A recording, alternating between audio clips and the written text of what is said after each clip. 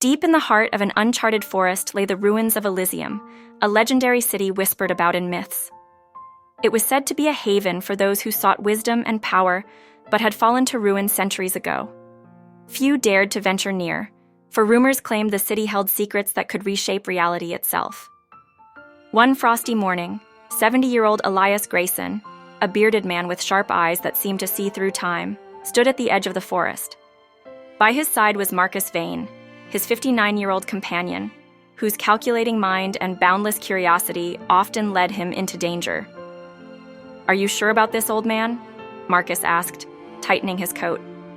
His voice carried skepticism, but there was an unmistakable glint of excitement in his eyes. Elias chuckled. "You're only as old as you believe, my friend. Besides, the truth doesn't wait for cowards." The two ventured deep into the forest, their path illuminated by the faint glow of bioluminescent fungi. The air grew colder, and an unnatural silence enveloped them. After hours of trekking, they stumbled upon the first clue, an ancient obelisk carved with symbols that seemed to shift when stared at. "This language?"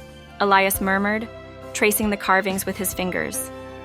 "It's older than any civilization I've studied. A warning, perhaps." "Or an invitation," Markus countered, pulling out a notebook to sketch the symbols. "What if this is some sort of gateway?" Elias raised an eyebrow. "A gateway to what?" "Another dimension, perhaps, or a hidden reality." Marcus's voice dropped. "Maybe even a world they didn't want us to find." As night fell, they reached the crumbled gates of Elysium. The city was unlike anything they'd imagined.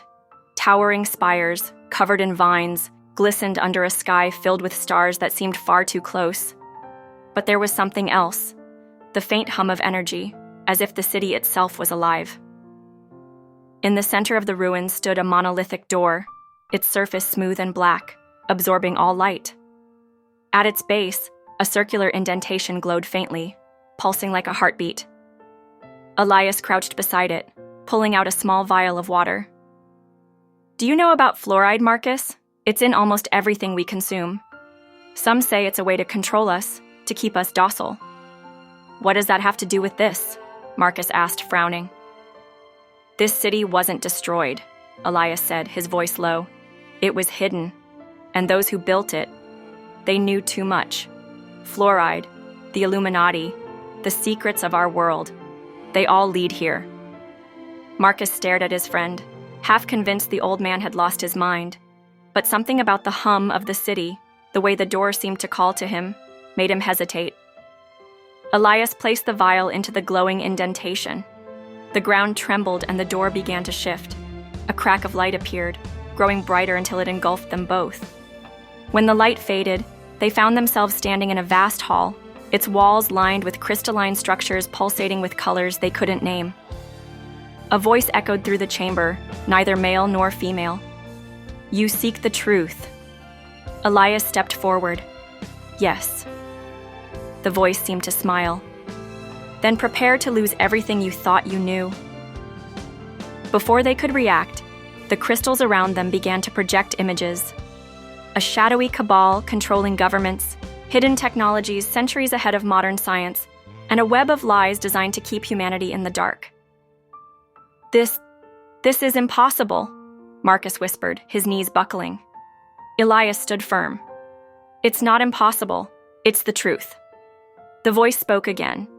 "Elysium is a sanctuary for those who choose to see. But with knowledge comes a price. Are you prepared to pay it?" Elias nodded without hesitation. Markus hesitated but followed suit. The crystals flared, and the city revealed its final secret, a map of the universe itself, with a glowing path leading far beyond the stars. Days later, a search party found the ruins of Elysium, but there was no sign of Elias or Markus. The monolithic door stood silent, its glow extinguished. But far above Earth, on a distant world where reality bent and time unraveled, two men stood at the edge of a new beginning. They had uncovered the ultimate truth, and it was only the start of their journey.